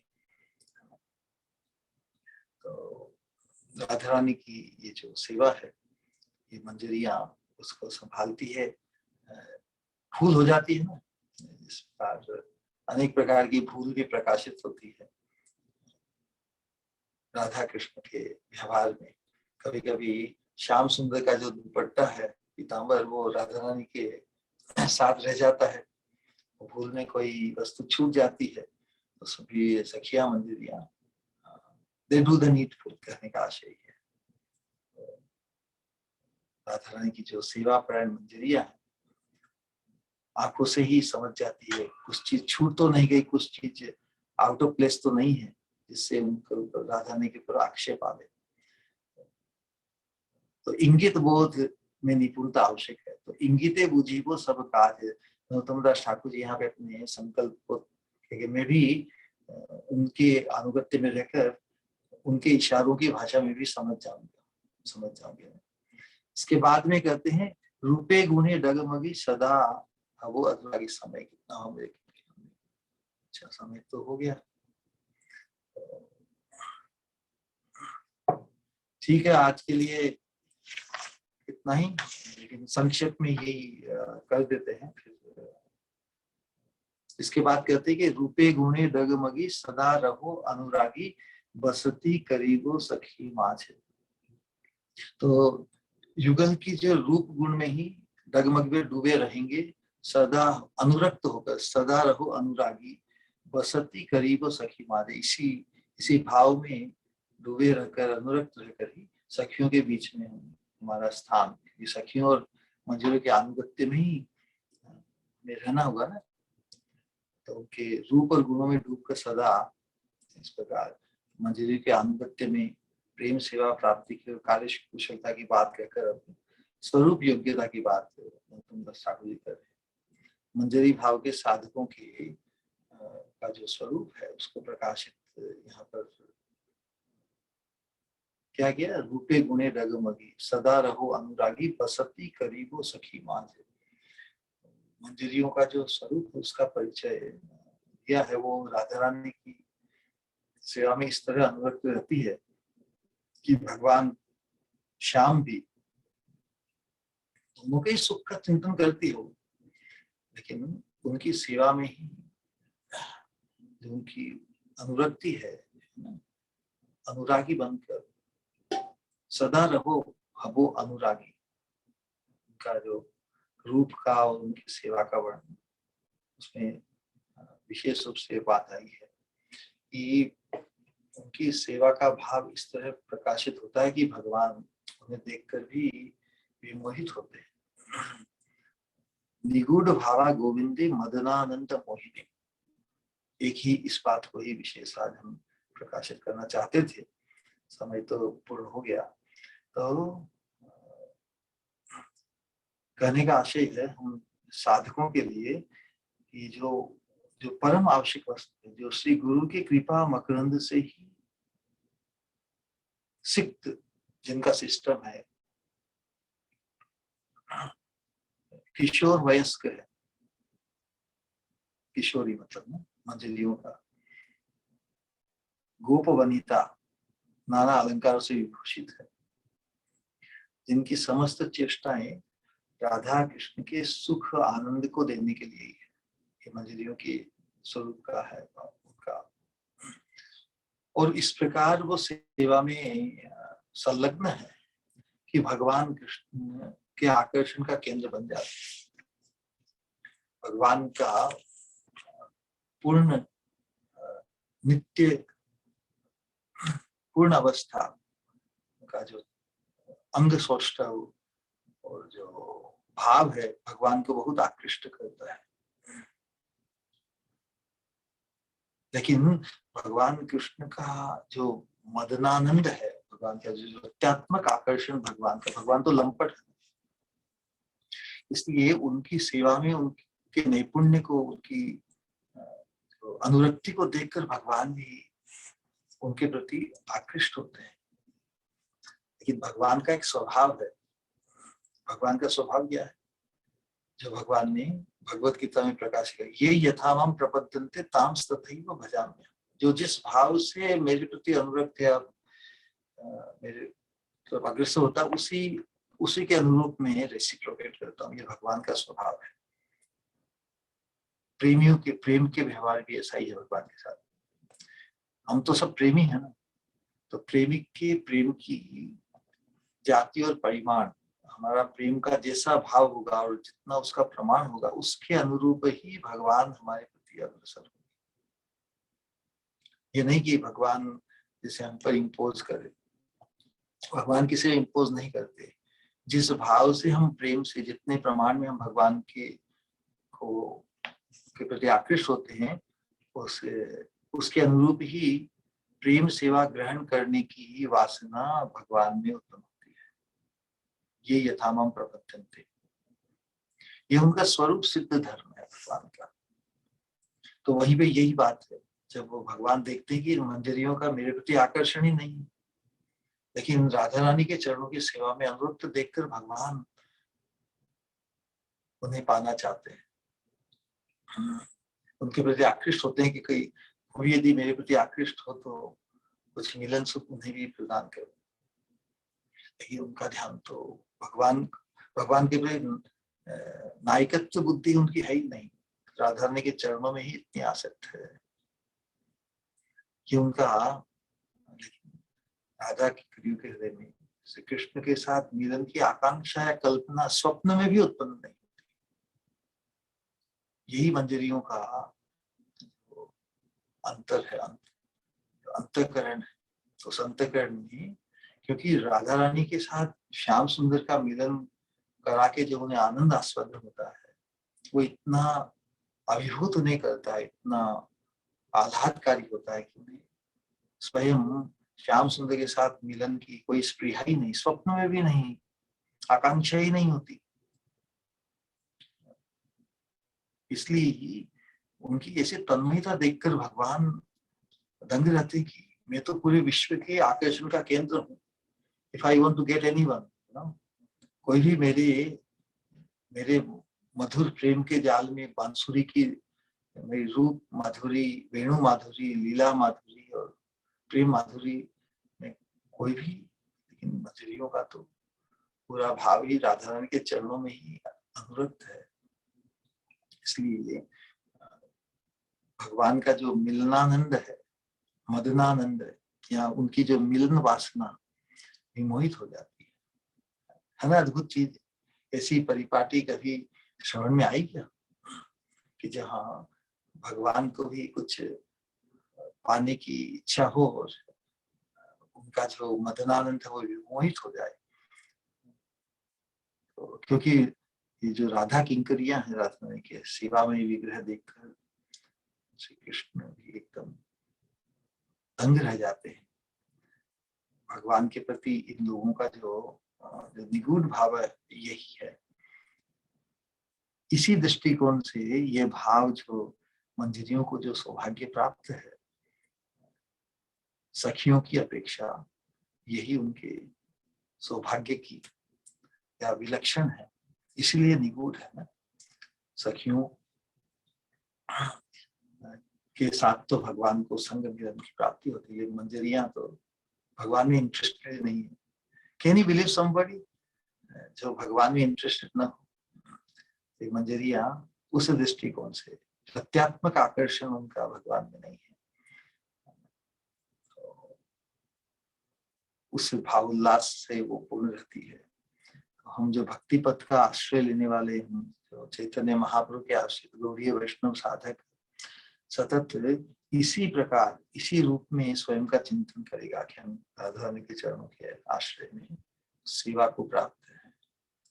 तो इसी प्रकार रूप गुण पूर्ण अपना उस भाव राज्य में अंतश्चिंतित इसी हम रूप गुण पूर्ण गोप किशोरी के रूप में सतत अभिमान स्थापित करके बड़े ही प्रेम अनुरागमय चित्त से सखियों के बीच में अपनी अवस्थिति का चिंतन करना होगा। यही बात गौतम दास ठाकुर जी बता रहे हैं। हमें उस मनन, उस कॉन्टेम्पलेशन को प्राप्त करना ही होगा। उसके बिना हम यहीं की गर्त में फंसे रहेंगे। इस जीवन में जीते जीते ही साधक देह के अंतर ही उस भाव राज्य की चिंता, प्रेम भक्ति चंद्रिका में जो उद्गार व्यक्त हुए हैं, वास्तव में ये हमारे लिए हमें ग्रहण करने के लिए ही है। ये केवल औपचारिक, केवल एक जानकारी पाने के लिए नहीं, इसमें हमें उतरना ही होगा। उसके बिना हम इसके प्रति न्याय नहीं कर पाएंगे, हम अन्यायी बने रहेंगे। यदि हम श्रवण करते हैं प्रेम भक्ति चंद्रिका का, तो ये हमारा आग्रह तीव्रता को प्राप्त कराना होगा कि हम उस भाव राज्य के अपने आप को, उसकी उत्कंठा को, उसके लिए तत्परता को हम प्राप्त करें जीवन में। समय बहुत हो गया, फिर भी ये कहना आज के लिए अभिष्ट था, इसलिए किया। आप सबके धैर्य के लिए खूब खूब धन्यवाद। हरे कृष्णा। किसी का कोई प्रश्न है तो अवश्य कुछ पूछ सकते हैं।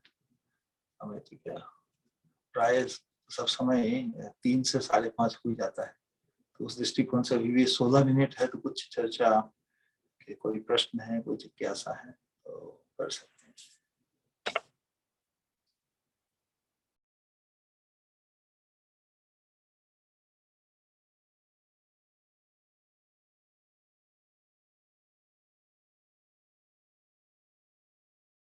मम्मी के पास तो इसने हरे कृष्णा। हरे कृष्णा गुरु महाराज जी। हाँ, हरे कृष्णा बोलिए।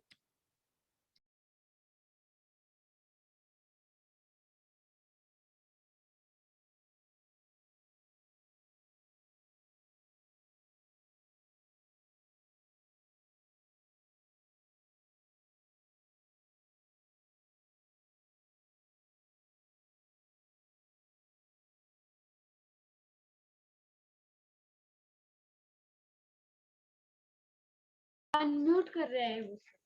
हरे कृष्णा गुरु महाराज जी, प्रणाम। आवाज नहीं आ रही है। आवाज नहीं आ रही है।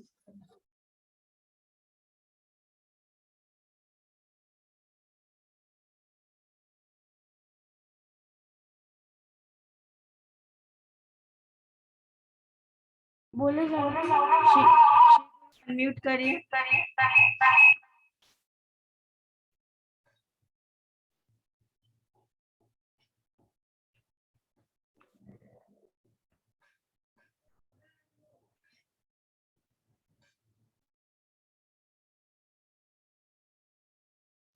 मैंने कहा बोलिए।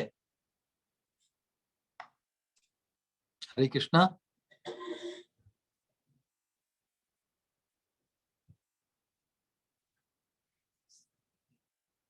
हरे कृष्णा।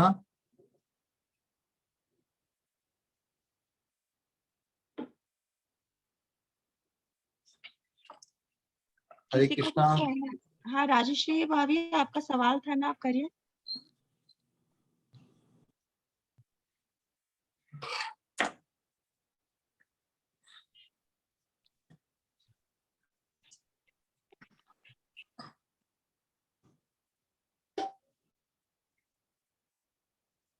शायद डिस्कनेक्ट हो गया।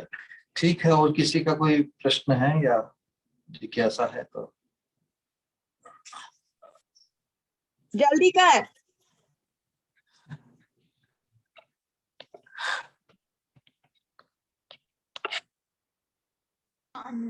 हरे कृष्णा। इस बात, हाँ हरे कृष्णा कहिए। हरे कृष्णा। प्रणाम गुरु महाराज जी, कोटि कोटि प्रणाम। अद्भुत, अति सुंदर, अवर्णीय आज का लेक्चर है ही अद्भुत, बहुत अच्छा लगा गुरु महाराज जी, और ज्यादा श्रवण करने की इच्छा हो रही है। और जो भी आप बता रहे थे ना, वो सब ऐसे आंखों के सामने घटित ऐसे दिखाई दे रहा था, ऐसे लग रहा था आज तो। बहुत सुंदर लगा गुरु महाराज जी। और वो जो राधा रानी का कोयल जब बोलती है ना, तब राधा रानी नाराज हो जाती।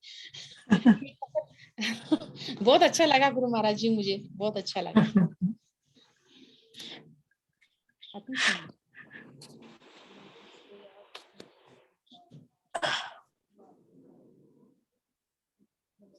और कखटी जो बंदरी जो कर्कश जिसकी वाणी है, वो बड़ी ग्राह्य है। फाइनल इंडिकेशन, लिमिट ना। So Radhani wants to stretch her association and Alingan with Shyam to the maximum time. कखटी है, there is a सीमा के अब तो गड़बड़ होने वाली है, तुम छोड़ो आलिंगन को, पहुंच अपने घर, नहीं तो गड़बड़ हो जाएगी। तो कखटी की जो कर्कश वाणी है वो श्लाघनीय है, और कोयल की जो मधुर वाणी है, it's too early. Like that. All right. आशीष कौन है? प्रणाम श्री गुरु। हाँ, कृष्णमतिस्तु। हरे कृष्ण। बहुत ही अद्भुत से भी ऊपर, क्या बोलूं, शब्द नहीं है। बहुत अद्भुत लेक्चर। एंड एक सवाल था, ऐसे सवाल ये लेक्चर बोलूं, नहीं है, ये केवल जो महापुरुषों ने जो, ये बस एक एहसास ही है, ये लेक्चर है ही नहीं, अनुभव है। ये तो अपने आप को ही समझा रहे हैं हम इसके अनुसार, और साथ में और भी कोई लाभान्वित हो तो इससे अधिक और क्या खुशी हो सकती है ना? हाँ। सवाल या क्यूरियोसिटी, पता नहीं, जो भी आप कहो, कि जो मतलब मंजरी के भाव से जो, मतलब जो हमें स्वरूप मिलता है, तो वो जो नाम होते हैं जो अलग अलग, तो वो नाम किस बिना पे दिया जाता है? मतलब मंजरियों को, जैसे चंपक मंजरी या मंजुला मंजरी, ये अलग अलग नाम जो देते हैं, वो कैसे देते हैं? है ना, सबकी अपनी अपनी डिटेल है, क्योंकि हर नाम का स्पेसिफिक अर्थ और परिचय होता है। क्योंकि उस भाव राज्य में तो नाम और नामी ना, नाम भी दिव्यता को प्राप्त है, दिव्य नाम इसलिए कहते हैं। सबका अपना अपना परिचय, बहुत स्पेसिफिक डिटेल्स भी है, इसलिए प्रश्न उत्तम है। क्योंकि इस भाव राज्य में प्रवेश करने के लिए हमारी जो रास्ता है, it becomes more and more specific. जिस वक्त हम वृंदावन में कभी कभी जाते हैं, एक उदाहरण, वहां पे कुछ लोग भजन करते हैं, राधे श्याम राधे श्याम राधे श्याम राधे श्याम, सीताराम सीताराम सीताराम सीताराम, इस प्रकार का भजन करते हैं। सब कुछ जनरल है ना, सब कुछ मिक्स है। अब कहाँ राधा श्याम का जो विलास और सीताराम का साकेत धाम, दोनों को एक दो पग अपने अलग अलग भाव में रख रहे हैं, तो वहां उनको प्राप्ति नहीं फिर कहीं के नहीं। लेकिन भाव राज्य में पाने के लिए तो एकांतिक होना ही होगा, और एकांतिक होकर ही हम बहुत स्पेसिफिक, फिर हमारा अनुगत्य में भी पर्टिकुलर अनुगत्य है। रूप मंजरी के अनुगत्य के लिए हमें फिर उस भाव से जो संपन्न है, उस भाव को ही जो लक्ष्य करते हैं, उस भाव को पाने की आकांक्षा करते हैं, उसी भाव में अपने आप को हमें पुष्ट करना होगा। और उसके अनुरूप ही कुछ स्पेसिफिक वेरी यूनिक अपने में जो होता है, उसके अनुरूप हमें नाम का भी प्रकाश होता है। सेवा का भी प्रकाश, विशेष सेवा, जिस प्रकार इस अष्टमंजरियों की हमने सेवा को प्रकाशित किया ना, इनकी एक एक मुख्य सेवा है।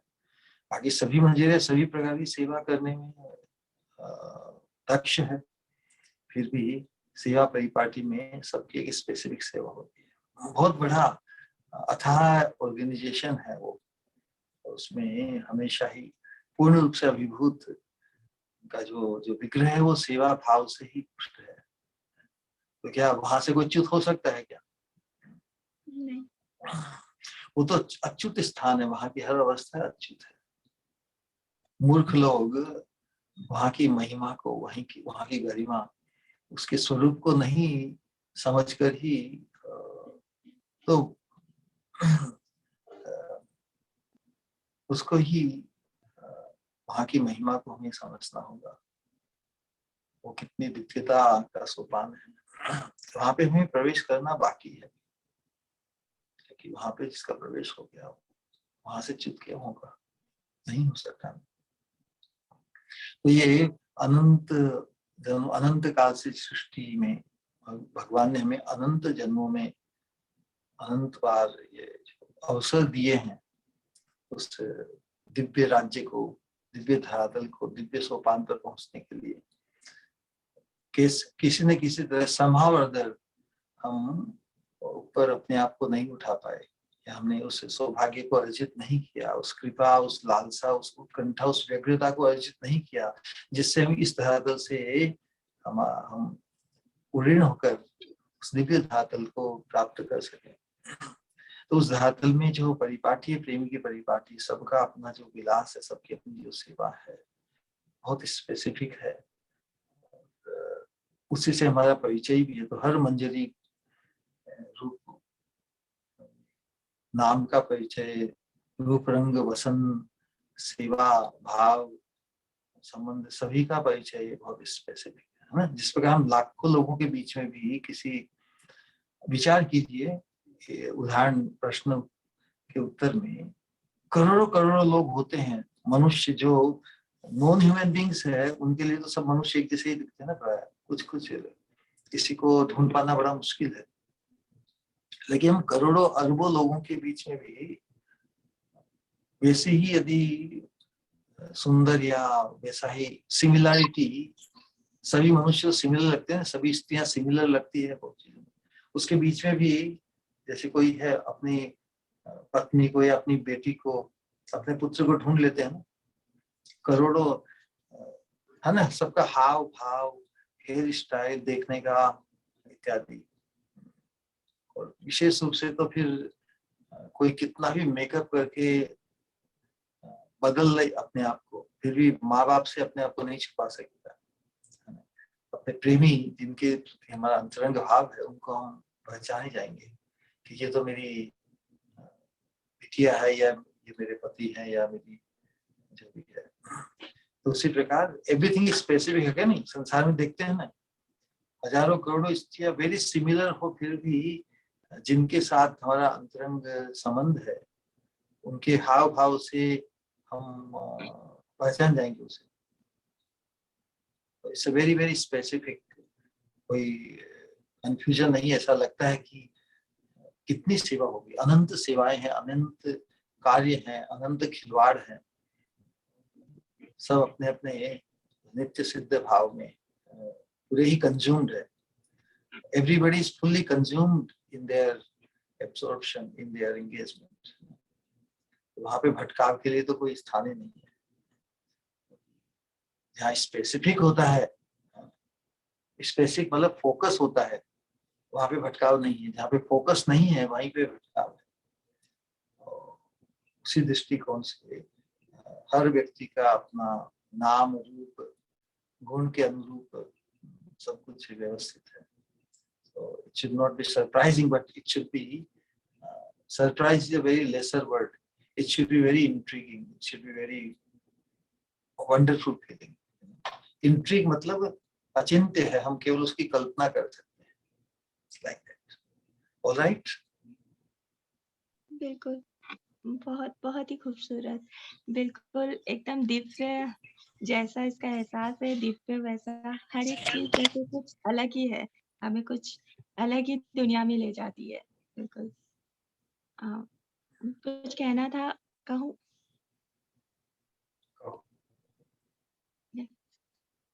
अ, गगन गगन तो करना इतना गुमान, गगन तो ना कर इतना गुमान, क्योंकि तुझसे भी ज़्यादा असीम है, तुझसे भी ज़्यादा असीम है मेरी श्री गुरु की कृपा। ऐ समुंदर तू भी ना कर इतना इतरा मत, क्योंकि तुझसे भी ज़्यादा गहरी है मेरी श्री गुरु की सोच। ऐ मिट्टी, ये माना तेरी खुशबू है बड़ी निराली, पर उससे भी ज़्यादा खुशबू है मेरे श्री गुरु के कहे हर शब्द में। ये माना कि फूलों से महक जाती है सारी फिज़ा, ये माना कि फूलों से महक जाती है सारी फिज़ा, पर मेरी श्री गुरु की अमृत वाणी से महक जाता है ये सारा संसार।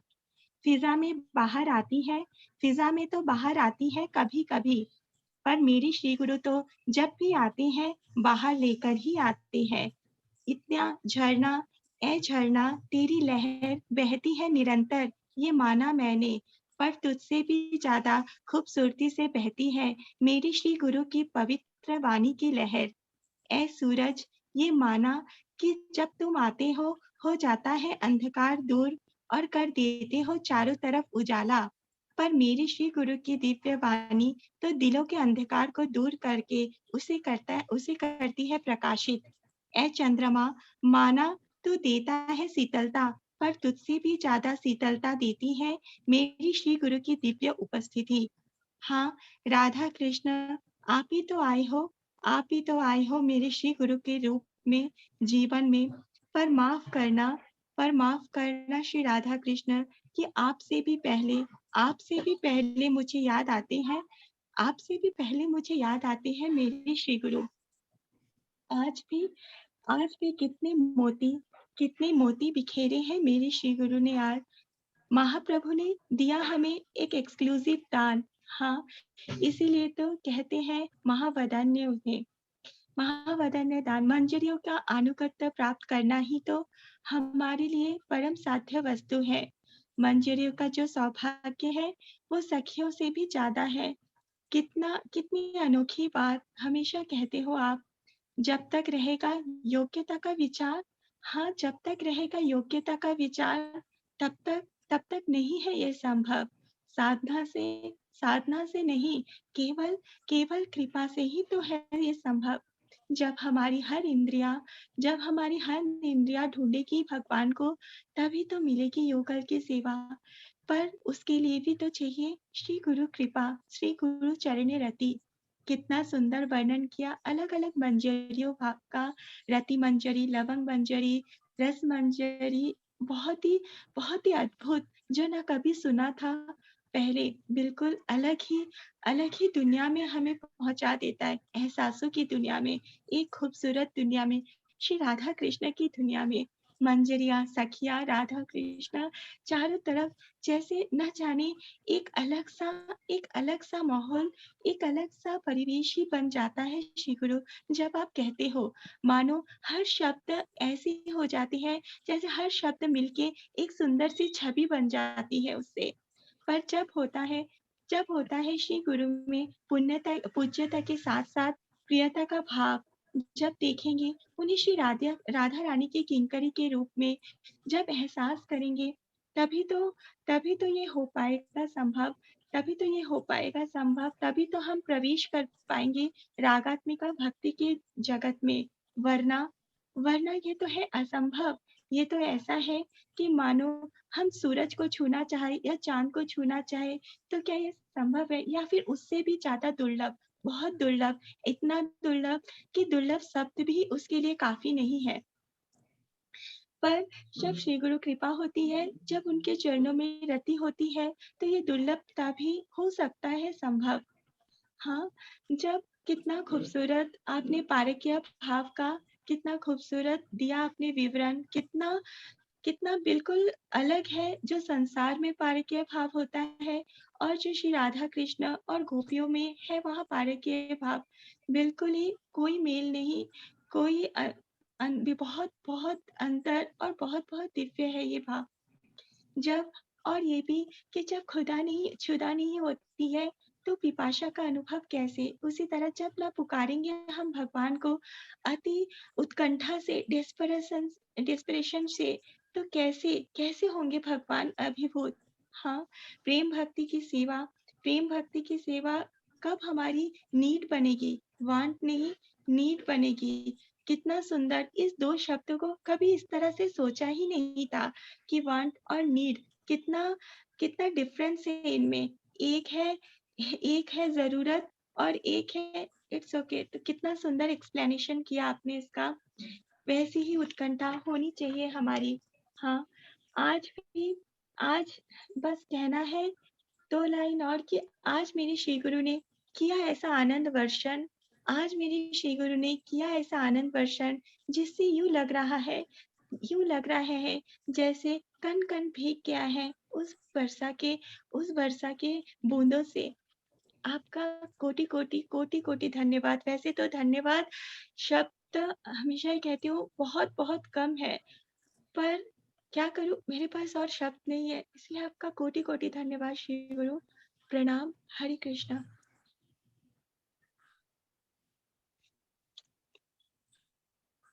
वास्तव में ये सब्जेक्टिव प्रतीति, सब्जेक्टिव अनुभव है, हर किसी का भी हो सकता है। क्योंकि जो जिस चीज में प्रीति, जिसके प्रति रति उत्पन्न होती है,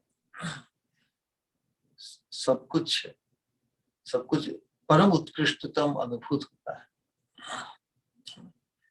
जब तक सब्जेक्टिव एक्सपीरियंस अनुभव हमारा नहीं होता, तब तक ये अतिशयोक्ति जैसा श्रवण, अतिशयोक्ति जैसा प्रतीत होता है, लेकिन वास्तव में ये अतिशयोक्ति नहीं। सब्जेक्टिव एक्सपीरियंस, जो व्यक्तिगत अपना अनुभव, बहुत पावरफुल चीज होती है। ये बहुत टोटल ट्रांसफॉर्मेशन चेतना का, हमारे दृष्टिकोण का, हमारे पर्पस ऑफ एग्जिस्टेंस का टोटल ट्रांसफॉर्मेशन हो जाता है। कृपा से ही ये संभव है। उस कृपा को ही प्राप्त करने की हमारी एकमात्र स्पृहा, एकमात्र उत्कंठा होनी चाहिए। तो हम फिर इस संसार के स्तर पर आपात दृष्टि रहते हुए भी चेतना से हम ऊपर उठ जाएंगे। वही चेतना का विज्ञान है, साइंस ऑफ कॉन्शियसनेस। इसलिए प्रभुपाद जी कहते हैं कि we have to become Krishna conscious 24/7। जो 24/7 एंगेजमेंट हम इंद्रियों से भगवान की सेवा में, उससे मकसद यही है कि जब हम जहाँ पर इन्वेस्ट करेंगे हमारे समय का, साधनों का, तो जहाँ पे इन्वेस्टमेंट होता है वहाँ पे व्यक्ति का मन लगा रहता है ना। इन्वेस्टमेंट जहाँ होता है वहाँ अटैचमेंट जाता ही है। कोई व्यक्ति किसी उद्योग में, व्यापार में यदि बहुत धन लगाए अपना, तो वहाँ पे ध्यान रहता है। इसी प्रकार हम चेतना में हमारी वही चीज प्रवेश करेगी जिसके प्रति हम हमारे समय का, हमारी बुद्धि का, हमारे साधनों का हम नियोजन, इन्वेस्ट करते हैं। तो यही अभिलाषा, यही इच्छा रखनी चाहिए कि हमारे जीवन में भी भगवान के प्रति, भगवान के शुद्ध भक्तों के प्रति, श्री गुरु के प्रति वो जो प्रीति का भाव, पूज्यता के भाव के साथ साथ प्रियता का भाव उत्पन्न हो। क्योंकि जो व्यक्ति प्रिय बन जाते हैं, उनके संबंध से हर वस्तु ही दिव्य और अनूठी इस संसार के स्तर से बहुत परे लगती है। जिस प्रकार एक माता होती है, माता के लिए उसकी जो संतान है वही सबसे सुख देने वाली है। उसके साथ उसके प्रति भावात्मक संबंध है। प्रेम राज्य भी भावात्मक है। जिसके प्रति हमारा भाव जागृत होता है वो उत्कृष्ट बन जाती है वस्तु। कोई भी माँ अपने खुद की संतान को रिप्लेस करना चाहेगी नहीं।